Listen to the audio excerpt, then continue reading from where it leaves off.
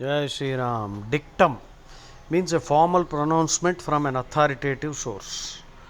A dictum. The plural is dicta. Gita dicta. That means statements made by Sri Krishna in the Bhagavad Gita. Eh? Dicta means a saying or a maxim. Maxim means a quote or saying. Axiom. Axiom also, as you know, in geometry you have axioms. Axiom means any assumption that is taken as true. Hmm? So, axiomatic, that means widely accepted as true. So, dictum, pronouncement, a formal pronouncement from an authoritative source. Now, the word authoritative source, that means the canon in religion, canon. Canon means a list of holy books which are considered the source for the religion. So, for Hinduism, we have Prasthanatrayam, the primary three, the triple canon of Hinduism, which is the Upanishads, the Bhagavad Gita, and the Brahma Sutras. So, Upanishads are the knowledge component of the Vedas. Bhagavad Gita is a quintessence of all the Upanishads, and Brahma Sutras are again short sutra. Sutra means an apothem, apothem, apothem, or an epigram, epigram, a compact saying.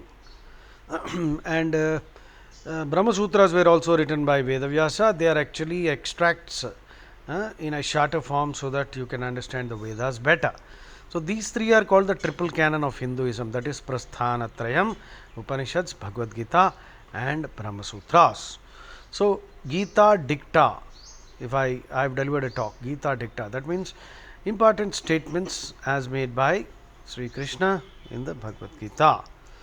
So, that is dictum. Of course, the word canon, C-A-N-N-O-N, canon means a field gun. C-A-N-N-O-N, canon is a field gun. Whereas C-A-N-O-N, canon, canonical. Canonical means coming from the authoritative scripture. That means a book that is considered authoritative, which means the source and which is considered the most important. So, there are so many books which are not authoritative. So, some people criticize Manusmriti. Manusmriti is not considered authoritative, though of course there are 60 fake Manusmritis in the market, and all these ill-informed Hindu haters, they are busy picking verses from there which are actually interpolated again. Interpolate means introduced into a foreign text, introduced into a book. So, this is all, you must know all these words because reading comprehension passages have been seen in the GRE which have these words, and so the more you know, the better it is.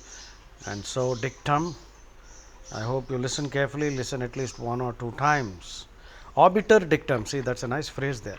Obiter dictum actually means a passing comment made by a judge, which is incidental. That means not bearing on the whole case. That means as the judge keeps listening to the lawyers fighting it out in the courtroom, he may make an observation which may not have a bearing on the final judgment, but that is also recorded, a passing comment. Now, for what it is worth, it might give us some insight, and so that is an epiphany which the judge experiences as the case proceeds. That is obiter dictum, a passing remark. We can use it for ourselves too. An obiter dictum does not necessarily have to mean a comment of a judge.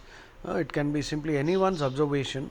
Vandimadavulu antaru Telugulo. Rajulu, they used to have every king, Krishna Devaraya for example, he used to have some people in his court. There were so many people in his court, all with different functions. Vandimadavulu were a couple of 3, 4, 5 people whose job is to make an observation. As soon as the proceeding is going on, when a discussion is going on, they will raise a hand and then make an observation. So, that observation, whether it is relevant or not relevant, that is the secondary. That might give the king and the others some insight. So, that is such a wonderful practice, isn't it? We should have that Vandimadavulu in the parliament also. Who should be actually people who will have the immunity. They should be able to criticize without fear or favor. right? Of course, parliamentarians have that immunity. There are three people in the country who have immunity from prosecution.